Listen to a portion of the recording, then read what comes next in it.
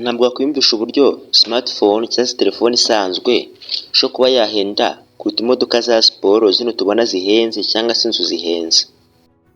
Noneho kugira ngo utangare kurushaho, tekereza ko telefone zimwe na zimwe zitanagenewe kugira ngo abantu banahamagare, ahubwo zakorewe kugira ngo zerekane ubukungu. Mbega muri make abantu bazifite bagaragare nk'abakize, kabone n'ubwo ntacyo baba bazikoresha. Zimwe ziba zifite poshete zikozwe muri zahabu, diyama cyangwa se n'ibindi bintu bitaboneka ahantu henshi. Izi ni za telefone zifitwe n'abantu bake hano ku isi. Uyu munsi rero niho tugiye kuba twavuga telefone 10 zihenze ku isi. Njye ndi iFabrics. Ku mwanya wa 10 turasanga telefone yitwa Goldfish Revolution.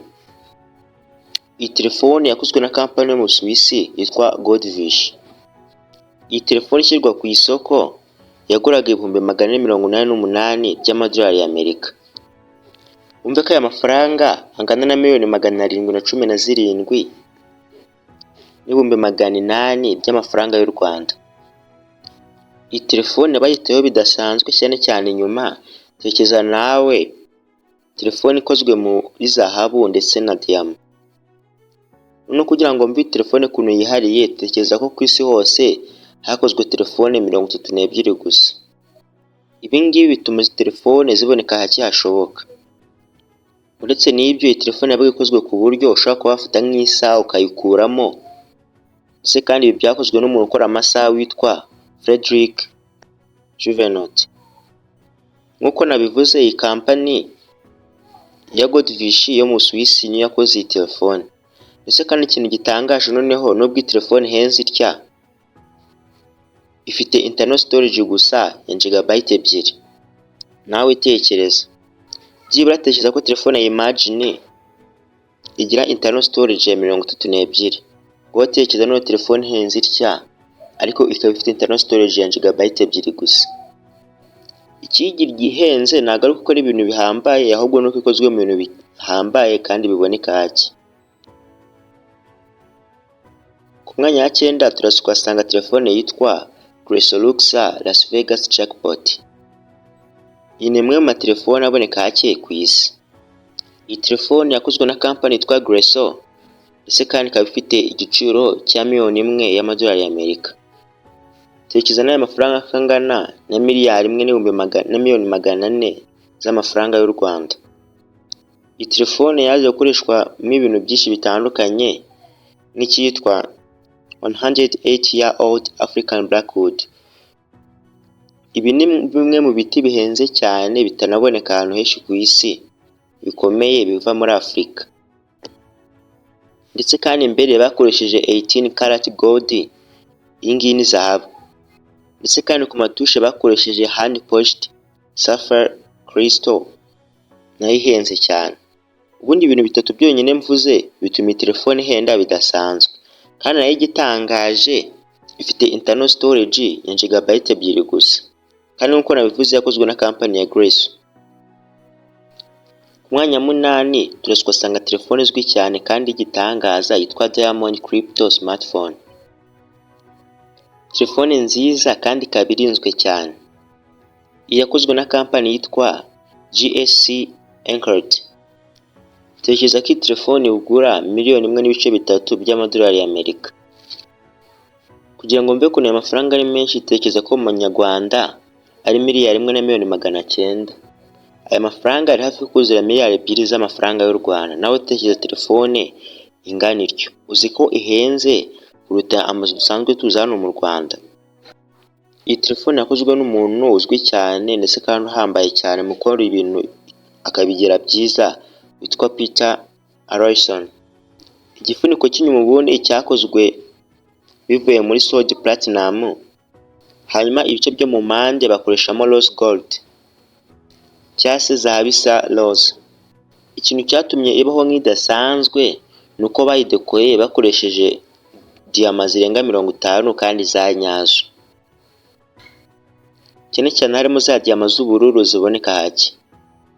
Uretse n'ibyo, ikoranye ikoranabuhanga cyane rituma umuntu atapfa kuyihaka nk'uko yiboneye, bityo birinda kuba umuntu yakumviriza uri guhamagara, message zawe cyangwa se andi makuru y'ibanga. Ibi ngibi bituma iba telefone ya mbere ifite umutekano wizewe hano ku isi. Yakozwe na kampani yitwa GSC Encrypt nk'uko nabivuze, kandi igitangaje ifite internal storage ya gigabyte 2 gusa. Ku mwanya karindwi turasanga telefone yitwa Virtue Signature Cobra. Iyi ni imwe mu matelefone yakozwe cyane kandi yatatswe cyane bitangaje hano ku isi. Yakozwe na kampani yitwa Virtue, ndetse kandi igitangaje iyi telefone igura $310 y'amadolari y'Amerika. None wakwibaza ngo ni ukubera iki rero iri kuri iyi liste kandi ikaba ku mwanya wa karindwi, kandi bigaragara nkaho ifite amafaranga makeya cyane ugereranyije n'izo twavuze ziri munsi yazo. Nk'urugero, iyo tumaze kuvuga mu kanya, igura amafaranga asaga $1.3 by'amadolari y'Amerika. None iyi ngiyi igura $300 gusa. Impamvu iyi ngiyi bashyira kuri uyu mwanya ni ukubera yuko nubwo igura aya mafaranga ihenze kuba wayibona, kandi ikaba ihabwa agaciro cyane gahambaye, kandi ubona igiciro cyayo cyo kitahambaye cyane ugereranyije n'izindi. Iyi telefone yadizayininzwe n'Umufaransa witwa Michelin. We yakoresheje icyo twita 1 pure cut diamond, 1 round wet diamond, 2 emerald eyes and hundreds of rubies. Ibintu byose yakoresheje byatumye iyi telefone bidasanzwe bitewe n'ibintu 8 gusa. Nayo yifitiye internal storage ya gigabyte 4 gusa. Ku mwanya gatandatu turasanga telefone yitwa iPhone 3G Kings Button. Iyi ni imwe mu matelefone ahenze cyane yakozwe n'uruganda rwa Apple. Ya designinzwe n'undi mu Australian uhambaye cyane twanavuze haraguru witwa Peter Arison. Iyi telefone igura amafaranga asaga $2.5 by'amadolari y'Amerika. Aya mafaranga asaga $3,638,000 z'amafaranga y'u Rwanda. Nawe utekereza amafaranga angana n'icya kuri telefone imwe. Abayikora cyane cyane inyuma bakoresheje 18 karat yellow gold, white gold and rose gold. Ibi bintu byatumye ibidasanzwe, no kuri edge zaho bakoreshaho brilliant cut diamonds 138. Tekereza nawe kubona izi diamond ukoresha kuri telefone imwe. Ibi ngibi bituma ihora ireberana ahantu hari hose uyirebeye, ndetse kandi ibimurika bikabije. None ikindi kintu gitangaje ni uko ya button igufasha kujya kuri home, aho bakoreshejeho diamond yitwa 6.6 karat rare diamond. Byibuza iyo ifite internal storage ya gigabyte 16. Ku mwanya gatanu turasanga telefone yitwa Gold Streaker iPhone 3GS Supreme. Iyi ni imwe mu iPhone yahambaye cyane yakozwe n'uruganda rwa Apple, kandi designinze cyane. Ya designinzwe n'Umunya-British cyangwa se Umwongereza witwa Stuart Hughes. Tekereza ko telefone igura $3.2 by'amadolari y'Amerika. Aya nasaga $4.68 by'amafaranga y'u Rwanda.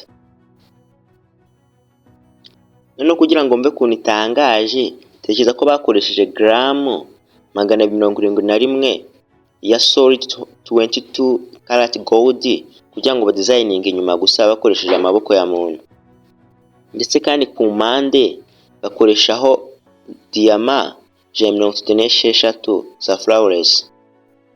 Iyi telefone ntabwo isanzwe, ndetse kandi internal storage yayo n'ubundi ni isanzwe iya 32 gigabyte 32 byibura ikoreshwa n'amatelefone menshi uyu munsi, kandi byibura yakora ikintu kinini ugereranyije na za zindi za mbere twavuze.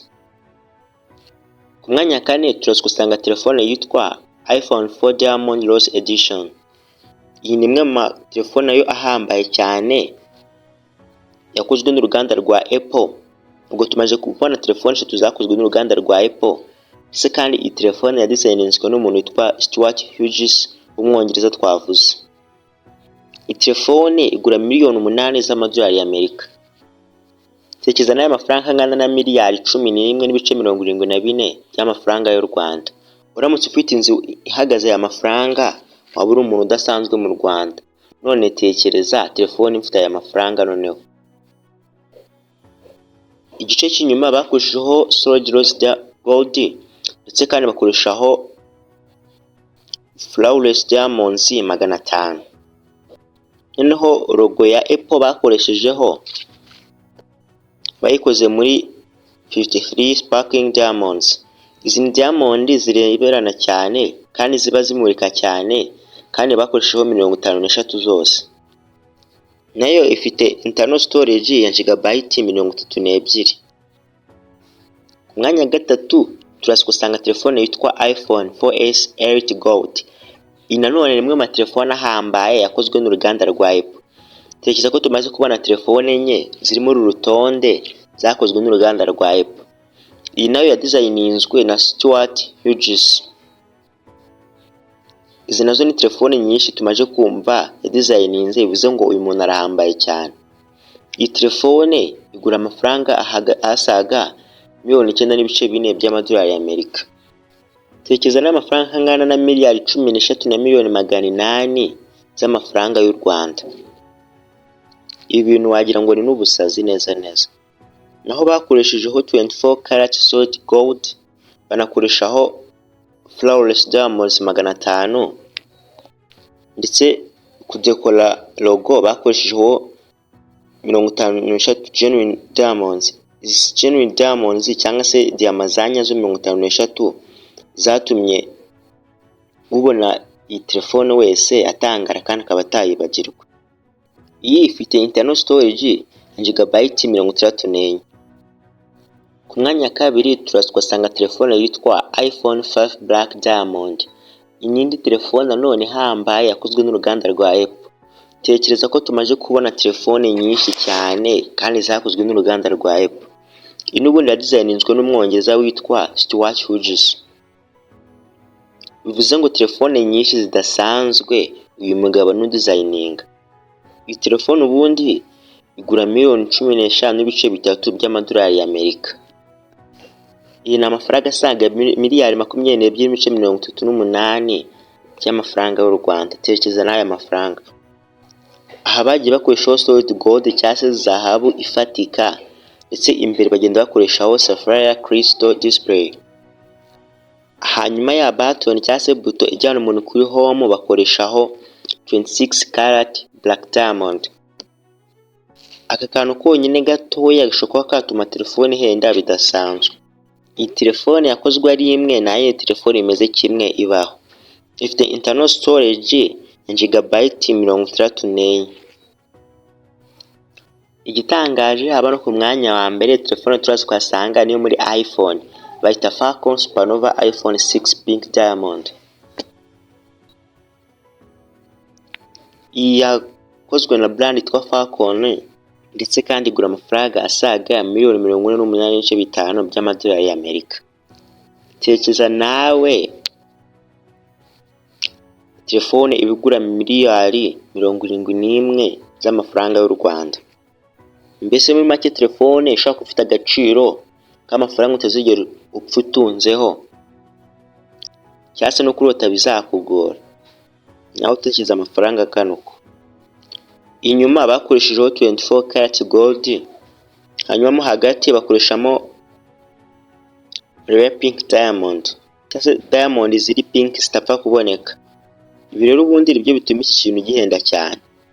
Izi nza telefone zitwagwa n'abantu kugira ngo berekane yuko bahambaye kandi berekana ko bafite imbaraga zidasanzwe. Iyi telefone ifite internal storage ya gigabyte 128. Wakoze kureba video yacu uyu munsi. Nge ni iFabrics. Hari ikintu ushaka ko tugukorera twandike muri comment.